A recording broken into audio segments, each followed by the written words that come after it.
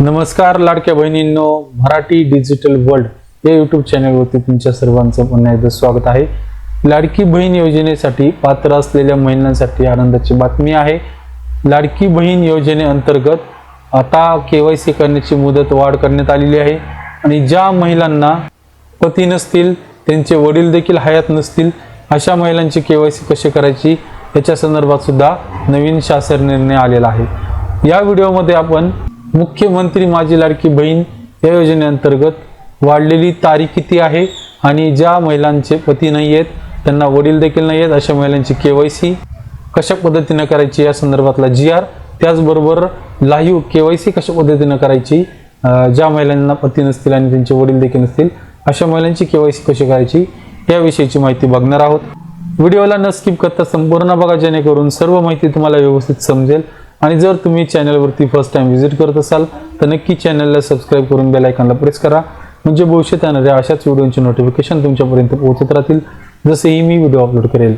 तर आता जास्त वेळ न वाया घालवता व्हिडिओला आपण सुरू करूयात।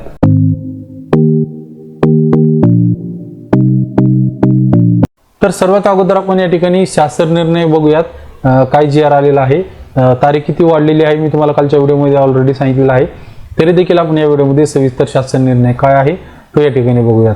मुख्यमंत्री माझी लाडकी बहीण या योजनेअंतर्गत पात्र लाभार्थी महिलांची पडताळणी आणि प्रमाणीकरण करण्यासाठी केवायसीच्या माध्यमातून आधार आयडेंटिफिकेशन करण्याची मुदत वाढ देण्याबाबतचा हा शासन निर्णय महिला व बाल विकास विभागाकडून 18 नोव्हेंबर 2025 रोजी निर्गमित करण्यात आलेला आहे।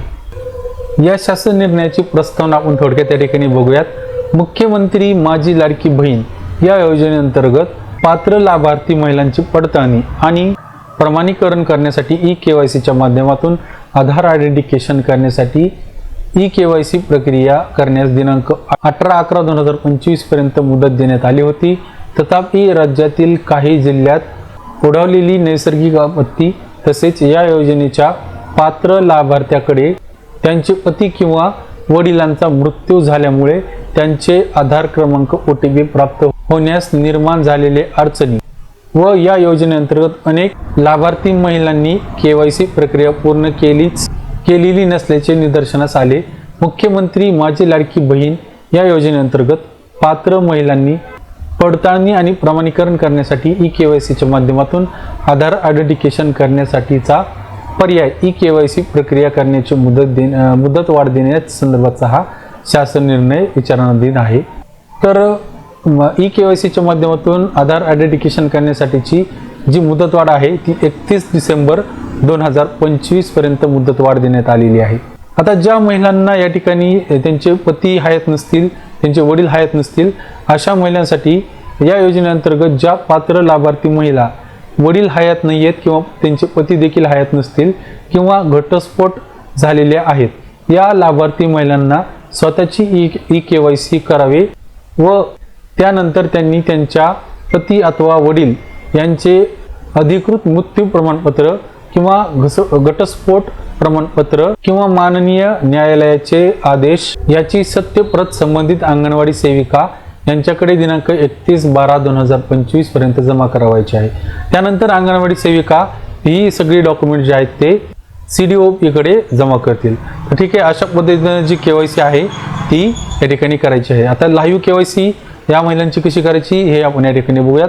सर्वात अगोदर तुम्हाला काय करायचं आहे, तुमच्या लॅपटॉपवरती, कम्प्युटरवरती किंवा तुम्ही मोबाईलवरती ladkibhin.maharashtra.gov.in ही वेबसाईट ओपन करायची। या वेबसाईटची लिंक मी तुम्हाला डिस्क्रिप्शनमध्ये प्रोव्हाइड केलेली आहे, त्या ठिकाणी क्लिक करून तुम्ही डायरेक्ट हे पेज ओपन करू शकता।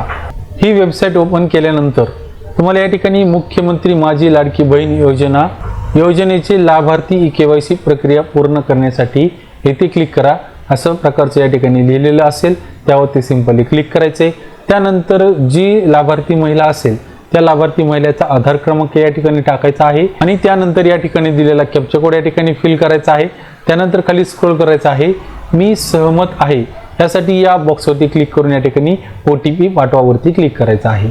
OTP पाठवावरती क्लिक केल्यानंतर तुमच्या रजिस्टर्ड मोबाईल नंबरवरती OTP येईल, जो आधारशी लिंक असेल त्या मोबाईलवरती OTP येईल। OTP येण्यासाठी थोडासा उशीर सुद्धा होऊ शकतो। OTP आल्यानंतर तुम्हाला ह्या दिलेल्या रकान्यामध्ये OTP टाकायचा आहे आणि सबमिट वरती क्लिक करायचं आहे।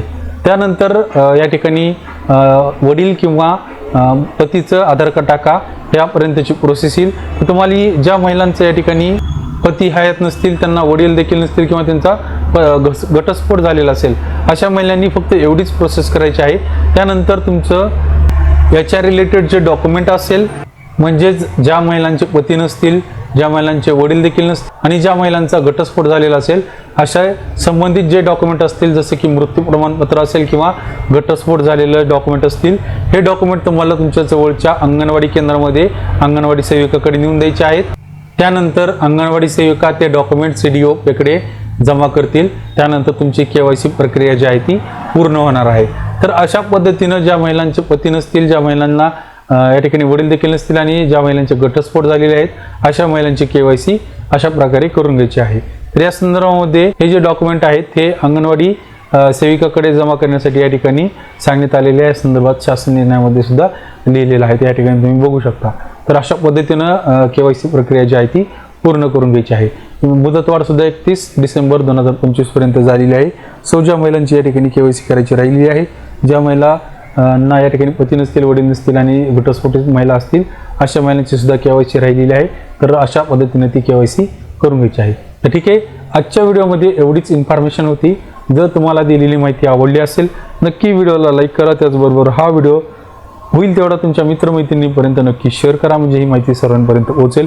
भेटूया तशाच एका नवीन नॉलेजेबल व्हिडिओमध्ये. तोपर्यंत जय हिंद, जय महाराष्ट्र.